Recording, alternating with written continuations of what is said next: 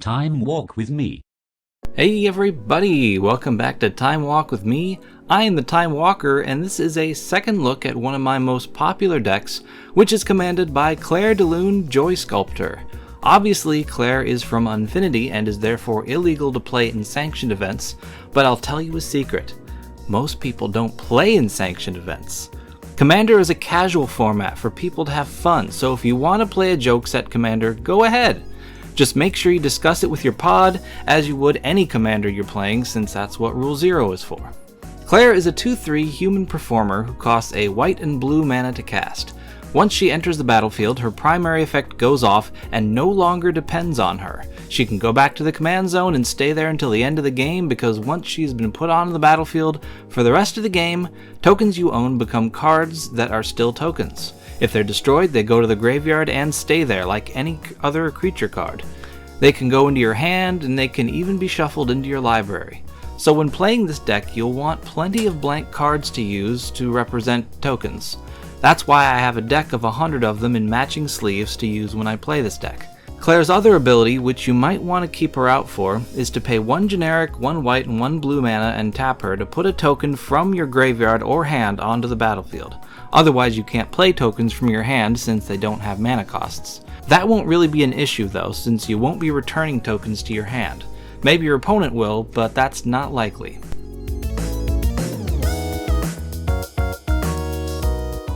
The main strategy of this deck is to win with Battle of Wits. As you can see, Battle of Wits is an enchantment that makes you win the game if you have more than 200 cards in your library during your upkeep.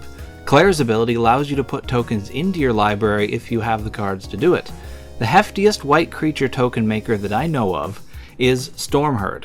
For 10 mana, you get your life total's worth of 1/1 Pegasus tokens, which fly by the way, but that probably won't matter unless you're trying to win with them instead of Battle of Wits.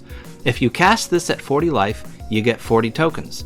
If they die and you shuffle them back into your library, you'll have somewhere around 110 cards in your library, maybe 120. That's not good enough, so you're going to want to get your life total up before you cast Stormherd.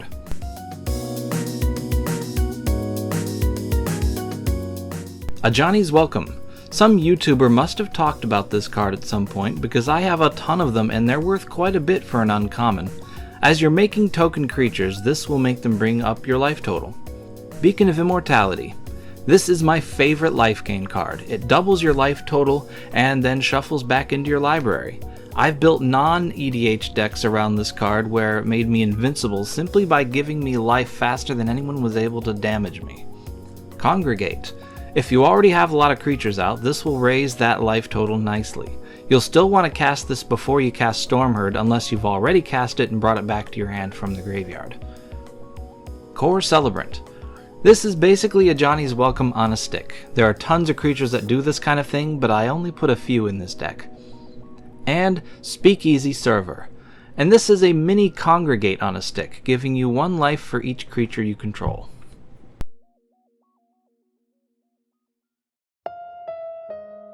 With a bunch of these out, you can hopefully keep your opponents off your back until you have enough life to cast a good-sized Stormherd. Boss's Chauffeur. This one is good to cast after you've cast Stormherd and maybe didn't get as many Pegasus tokens as you needed. Then when it dies, you'll double the number of creatures you have out. Chromehost Seed Shark.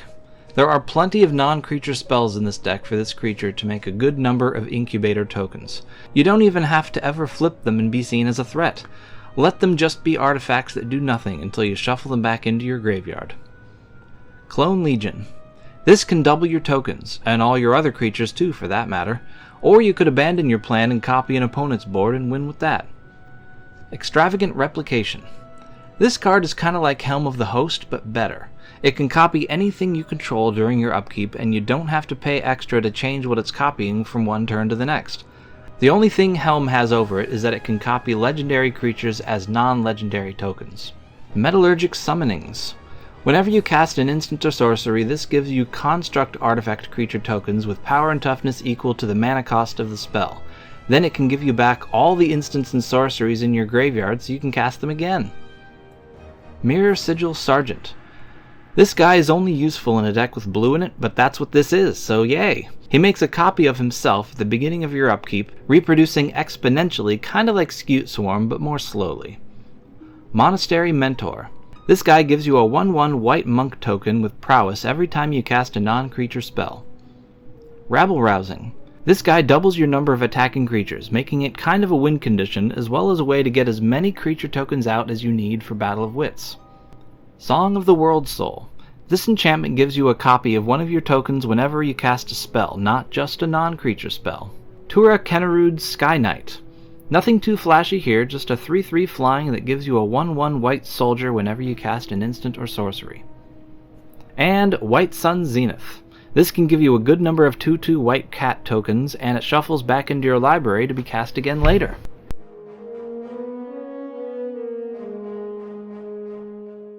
To get all your creature tokens into your library, you have to first get them into your graveyard. These cards can help you out with that.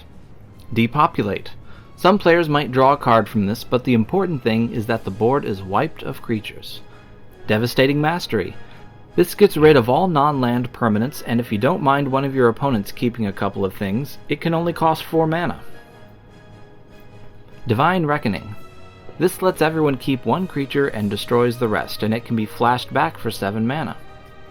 Doomscar. You can pay 2 of this spell's cost a turn before you cast it, and it keeps it protected from being discarded or looked at before you're ready for it. And Phyrexian Rebirth. This kills all the creatures on the board and gives you a potentially really big creature token.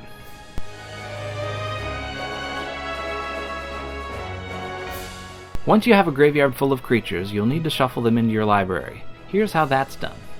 Elixir of Immortality and Felden's Cane.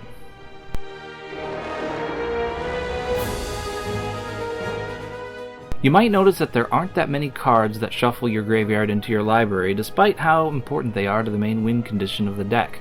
I think that's fine because of the abundance of cards in this category, which help you to sift through your library and get what you need when you need it. Anticipate. Case of the Ransacked Lab. This makes your instants and sorceries cheaper until you want to cast enough spells to solve it. Then it makes every instant and sorcery cantrip as well. Case the Joint.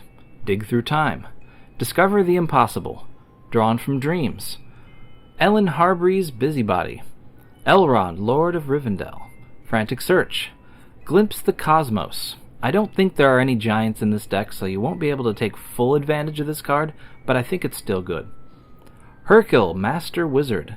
This lady is really cool. At the beginning of your end step, if you've cast a non-creature spell this turn, you look at the top 5 cards of your library and put one card from among them that matches the card type of the spell you've cast this turn for every non-creature spell you have cast this turn. That's really confusing.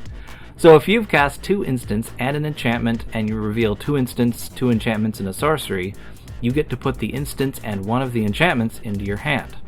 Impulse. Jace Mirror Mage. Kami of the Crescent Moon. This is a little underwhelming compared to the other draw cards in this deck, but I think everyone will appreciate drawing an extra card during their draw step. Lock and Load. You can plot this to take full advantage of its capabilities. Memory Deluge. Personal Tutor. This can get your Stormherd or whatever other sorcery you need when you need it. Pursuit of Knowledge. Give up drawing 3 cards to draw 7 cards. That is a good trade-off. Quick Study. Rumor Gatherer. Watch what you say in front of your tiny messenger elephant. Sensei's Divining Top. Skull Clamp. Sleight of Hand. Solve the Equation. Temporal Cascade. This is a 9-mana Time Twister. Or you could just pay 7 and use its first mode to get all your creatures into your library and get rid of everyone's hand. Thirst for Knowledge. Time Twister. This is the only card in the Power 9 that isn't banned in Commander, so I had to put my proxy into this deck. It gets all your dead creatures into your library and gives you a new hand. And Witness the Future.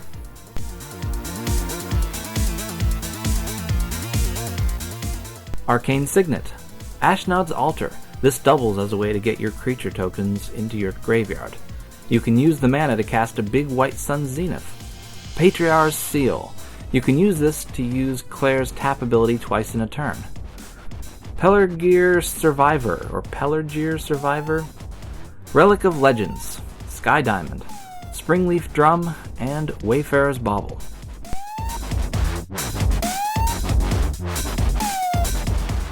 With all the tokens you'll be making, you can keep yourself safe from attacks with this. Path to Exile, and Swarm Intelligence. Doubling your Beacon of Immortality or your Storm Herd, or both, can really help you out.